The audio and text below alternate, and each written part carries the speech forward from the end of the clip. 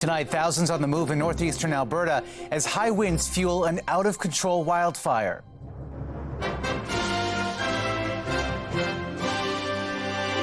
Escaping thick smoke and flames. To get the beeping on your phone and the feeling that comes with it. While fire evacuees in British Columbia brace for the unknown. The uncertainty is really what's got everybody right now. This is such a difficult, complicated time.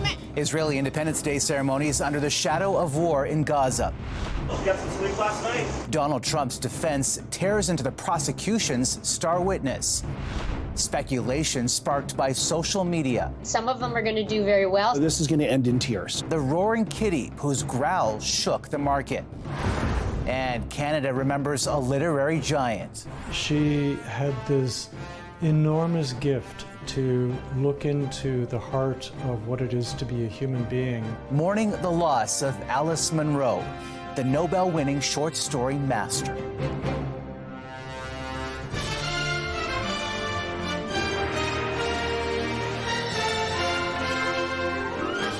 CTV National News with Omar Sachedina. Good evening, everyone. Thousands of people in northeastern Alberta are under evacuation orders or alerts tonight as flames leap closer to Fort McMurray. There is an urgent race to leave. The closest part of the fire is just kilometers away from the city. Wind speeds and poor visibility from the smoke making it challenging for crews to gain the upper hand. Firefighters have been pulled from the fire line for safety reasons. We continue to work on this wildfire with aerial support. Helicopters and air tankers are dropping water and retardant on the active edges of the fire. This is insane. Holy. The threat triggering memories of the 2016 wildfire in Fort McMurray. Dubbed the Beast, it was one of the costliest Canadian disasters on record, prompting the evacuation of 90,000 people and shutting in more than 1 million barrels per day of oil output. Alberta isn't the only province impacted by the threat. CTV's BC Bureau Chief Andrew Johnson is on fire watch in Fort St. John tonight. Lives turned upside down, they line up to receive new emergency support from the province as they wonder what could be happening back home. You've got to stay positive. If you don't stay positive, man, then it's going to be a losing battle. These are some of the 2,000 Fort Nelson evacuees who got the call to get out and head south to Fort St. John. I never actually thought that we would be evacuated so fast from our community. And then the Parker Lake wildfire hit, now an 84 square kilometer monster, burning as close as 1.5 kilometers from town. It's a lot bigger than it was yesterday, but the positive, unexpectedly favorable winds today, cooler temperatures, and even a bit of rain helped firefighters hold the line.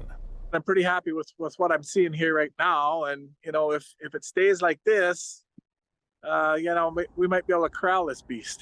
About 50 people defied the evacuation order that went out Friday and are sending updates via social media on the firefight. Heck yeah, boys. Get her done. Those few dozen holdouts are now the only residents of a near ghost town, which is a worry for evacuees stuck hours away, hearing rumors of looting. The scary ones are the ones that are here for nefarious reasons. They're here because they know that the people are gone. And they know at times, the RCMP are going to be short-staffed or out of the community. RCMP have confirmed they've made arrests in Fort Nelson related to property crime. The uncertainty is really what's got everybody right now. One certainty so far, the support from the province they say they're grateful for, and from their hosts in Fort St. John. Donations are pouring in, and the entire community has opened its doors. It's always incredible to be able to showcase what the North is known for, and we're the energetic city for a reason, and we come together when needed. And that neighborly support will be needed for a while yet. Despite the reprieve today on the front line, the latest from the BC Wildfire Service is the fire is expected to grow overnight. Omar. Andrew Johnson in Fort St. John, British Columbia tonight. Let's bring in CTV Edmonton's chief meteorologist, Josh Klassen. Okay, Josh, so walk us through the next day and a half, and what's the latest on the air quality warnings? Thanks, Omar. The immediate concern in the next few days is whether or not the rain that we have in the forecast will be enough, how much the fires are going to grow because of the gusty wind that we're still going to see, and of course air quality. All the areas in gray here under an air quality statement, and then the areas in red, Fort McMurray high level and air quality advisory. That's where the air quality is the worst. And if you look at some of the modeling here from Environment Climate Change Canada, it's basically status quo. If the air was bad in your area today because of smoke, it's going to be bad again tomorrow. Most of the population centers in Alberta, Saskatchewan, and through BC should stay smoke-free again tomorrow, but it will be awfully thick again in northern parts of the province. There's some good news, or at least not bad news, in the forecast as some cooler air in the mid and upper levels with this upper level trough swings in over the course of the next 24 to 36 hours. And so you get that cooler air aloft, but also cooler air at the surface. And that sets the stage for some cloudier conditions and the chance of showers. Finally, the Fort Nelson area gets some showers. Fort McMurray area gets some showers over the course of the next couple of days. This will not be enough to completely extinguish the fires, but the hope is it's at least enough that fire crews can get a handle on the situation in the coming days. Omar? Fingers crossed. All right, Josh, thank you. Israel's Independence Day celebrations, the first since the October 7th Hamas attack, were more subdued this year. The day was also marked here. But in Canada's biggest city, controversy over the mayor's decision not to attend an Israeli flag-raising ceremony. CTV's Geneviève Beauchemin reports. Divided by a boulevard, a rally, and a protest, echoing divisions playing out in parts of this country. At Montreal's Place du Canada, thousands marked Israel Independence Day, a yearly tradition in this square. This is such a difficult, complicated time, and we just want to bring a message of peace and solidarity, and especially to bring a message of bringing home the hostages. Along with music and prayers. Violation by the so-called State of Israel. Pro-Palestinian chants from across the street. It's not possible to say you're pro-Israel, to come to an Israel rally, to hold an Israeli flag at this time, and not be complicit or be assisting, at least ideologically, in horrors that are taking place. A flag raising in honor of Israel's Independence Day drew a protest in Toronto. The mayor skipped the ceremony at City Hall. I think it's a bit divisive because there's a war going on in the Middle East and people are protesting every weekend. This is unfolding as pro-Palestinian protests continue on university campuses, including at McGill, the longest standing encampment in this country. Despite these ongoing protests, the Consul General in Montreal says support for Israel in Canada remains strong. The saying in Israel has always been, we need to be able to defend ourselves by ourselves. But we're not alone. We're not at all alone. McGill is still awaiting a judge's ruling on whether it will be granted an injunction, legal powers to dismantle the encampment. Geneviève Beauchemin, CTV News, Montreal. A Saskatchewan man already in custody for alleged crimes against children has now been charged with more horrific offenses involving minors. 47-year-old Richard Dyke is facing 60 new charges, including sexual assault, sexual interference, and making child pornography. It comes after police recently identified 29 more alleged victims, the youngest just 18 months old. Donald Trump's defense grilled his former lawyer and fixer at the former president's criminal trial today, trying to paint Michael Cohen as a disgruntled former employee out for revenge. Here's CTV's Washington Bureau Chief Joy Malvin. Michael Cohen is the prosecution's star witness, a convicted felon who admits he lied and lied again to protect his former boss, Donald Trump. Under blistering rapid-fire questions, Trump's lawyer Todd Blanche grilled Cohen. "You want to see President Trump convicted in this case?" "Yes, I would," Cohen replied. "You called him a Cheeto-dusted cartoon villain." "Sounds like something I've said." Cohen stuck to his testimony that Trump knew about the hush money scheme to silence Stormy Daniels from going public about an alleged affair before the 2016 election. Cohen says he was directed by Trump to take care of it, to ensure that the story would not come out, would not affect Mr. Trump's chances of becoming president of the United States. Cohen said once Trump was in the White House, Trump repaid him with monthly checks. Cohen testified they submitted phony invoices labeled as legal expenses. After the FBI raided Cohen's home and offices in April 2018, Cohen said Trump called him to say, "Don't worry, I'm the president of the United States. There's nothing here. Stay tough. You're going to be okay." It was the last time they ever spoke, Cohen said. Trump's former fixer went to jail for those payments, lying to Congress and tax fraud, and regrets ever working for Trump. The defense didn't address the charges, instead painted Cohen as Trump-obsessed, motivated by revenge, making millions off book deals and podcasts, profiting off of making Trump look bad. Frustrated by his gag order, "You'll have to report it because I can't talk about it too much, but I think it was a very, very good day." Trump loyalists showed up in court to say what Trump can't. The star witness here is Michael Cohen. This is a man who is clearly on a mission for personal revenge. The judge rejected Trump's appeal of that gag order again. The trial resumes on Thursday in what's expected to be another round of bruising cross-examination, trying to chip away at Cohen's credibility. Omar? All right, Joy, thanks. 8 TikTok users are suing the U.S. government over a potential ban of the social media app. They claim that the law forcing the Chinese parent company to sell its stake within a year violates their First Amendment rights. The cost of the lawsuit is being covered by TikTok, which filed its own legal challenge against the U.S. government last week. The U.S.-China clash intensified today after Joe Biden announced higher tariffs on about $18 billion worth of Chinese imports, including electric vehicles. Beijing is accelerating plans to sell government-subsidized EVs for as low as $10,000. It's not competition, it's cheating. There are also hikes on other products like steel and aluminum, lithium-ion batteries, semiconductors, syringes and needles, and personal protective equipment. And a key component of electric vehicles will be made in Ontario's Niagara region. A Japanese company revealed today it is investing $1.6 billion on the project. CTV's Judy Trin has the details. A small army of politicians from every level of government announcing the building of a new battery parts factory. Japanese corporation Asahi Kasei is making a $1.6 billion investment in southern Ontario. Will be located right here in Port Colborne. It highlights what can be achieved when different levels of government work together towards a common goal. That common goal involves turning Canada into a hub for churning out electric vehicles from start to finish. We're building an end-to-end electric vehicle supply chain. We're connecting our northern minerals from some of the largest critical mineral deposits in the entire world. The Asahi Kasei plant will start its operations by making lithium separators for Honda. Last month, Honda announced it would invest $15 billion to build electric vehicles in Canada, a deal made possible by $5 billion in tax breaks provided by provincial and federal governments. The world is noticing that Canada is one of those places to invest and to create those solutions that provides the alternatives and the resilience that the world's going to need.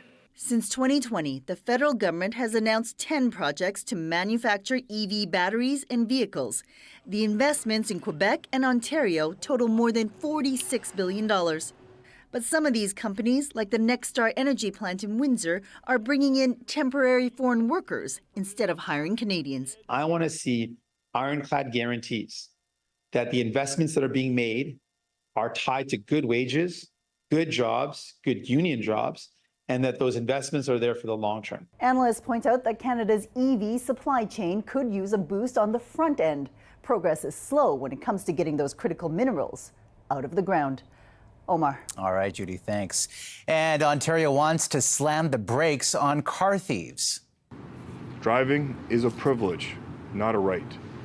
If you're shameful enough to prey on other members of the community for your own reckless gain, you'll lose that privilege. Under proposed legislation, anyone convicted of stealing a car will have their license suspended for 10 years, 15 years for a second offense, and a lifetime ban for a third. A vehicle is stolen in the province every 14 minutes. Coming up. This animal is entangled, which really is frustrating. The efforts to free an endangered whale. Plus, the life and legacy of a literary legend.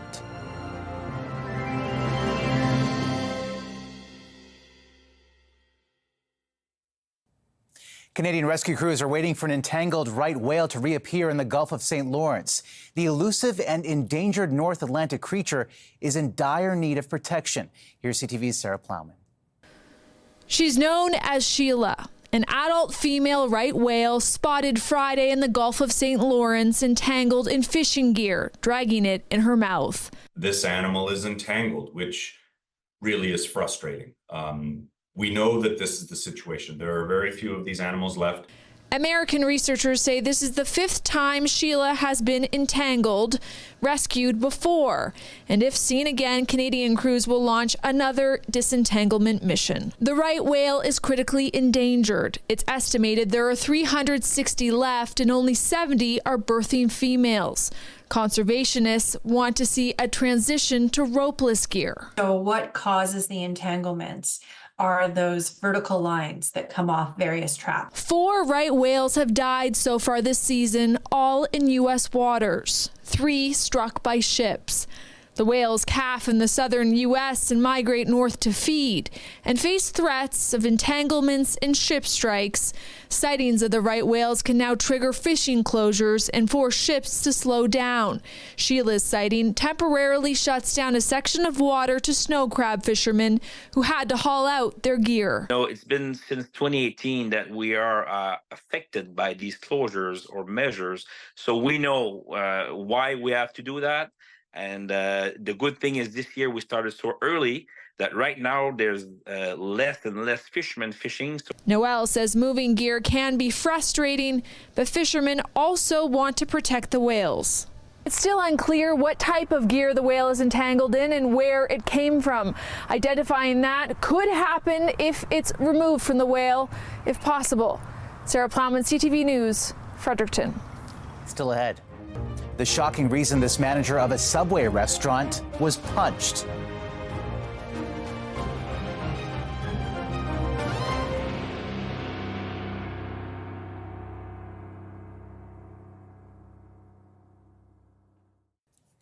The meme stock frenzy is back and shaking Wall Street. Shares of GameStop suddenly soared after one of the investors at the center of the craze in 2021 resurfaced online.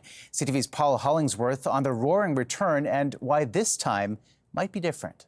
GameStop shares are riding a wave, up 60% after a 74% jump on Monday. However, buyer beware. This has nothing to do with the underlying fundamentals of GameStop.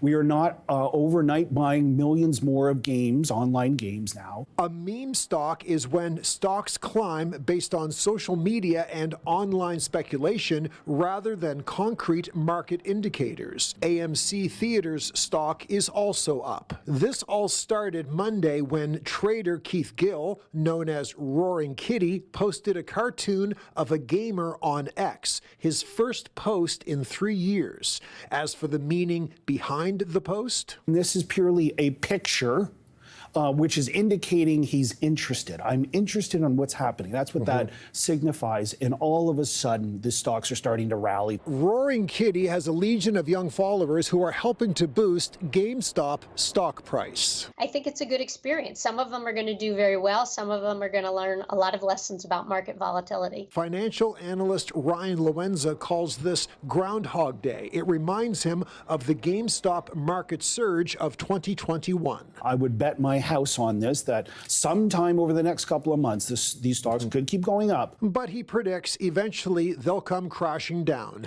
ending ugly for many investors. Paul Hollingsworth, CTV News, Halifax. And an ugly confrontation at a Subway restaurant in California.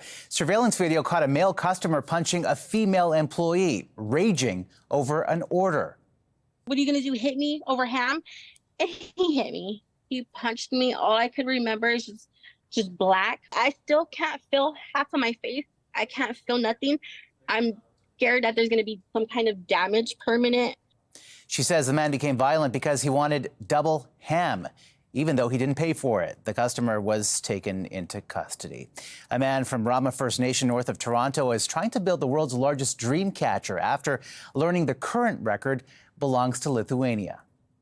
I seen the one over in Europe, and I thought, well, that just can't happen over there in Europe. We got to have that in Grandma or in Canada. Bob Williams and a team of local volunteers have been working on the 18-meter tall structure since last year. The final piece will be installed later this month. He expects to hear back from Guinness World Records by August. And one lucky Major League Baseball fan lived out every fan's dream twice. I lift the opposite way. MJ Melendez is into the corner, and you talk about a basket catch, and it's the 1-1. Again, this one a little straightened out a little bit more. Let's see, into the corner. What we got? He's got both! He got them both! Again, a Seattle Mariners fan caught 2 foul balls on 2 pitches in a row. Some good fortune. Time for a lotto ticket now. After the break, tributes for literary great Alice Monroe.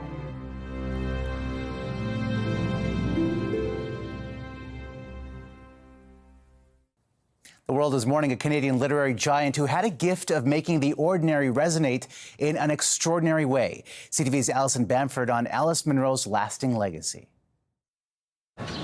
Inside the store where Alice Monroe once worked, a collection of her stories and a book of condolences, paying tribute to the literary great. Alice's stories are so small and personal, and I think that is really what has resonated with her audience. Employees of Monroe's books remember the author as generous and kind. Students of her writing will never forget the complex characters she created. She's really a master of the short story. Prime Minister Justin Trudeau penned his own condolences, calling Monroe's creativity, compassion, and gift for writing an inspiration for generations.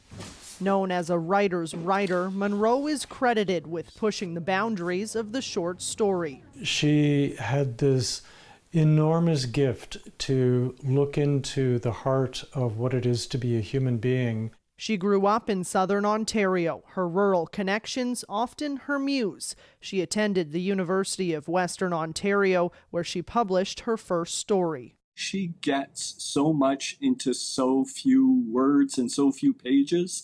I don't know of another writer who can do that. Monroe went on to publish 13 collections and a novel. Despite her storied success, she liked her privacy.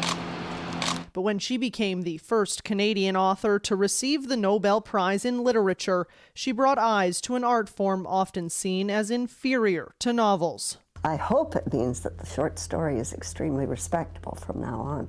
Monroe passed away at her Port Hope, Ontario home Monday evening. She was 92, living a long life full of short stories for future writers to look up to. Alison Bamford, CTV News, Regina. A true genius. And that's a snapshot of this Tuesday for all of us at CTV National News. Thank you for watching and see you tomorrow.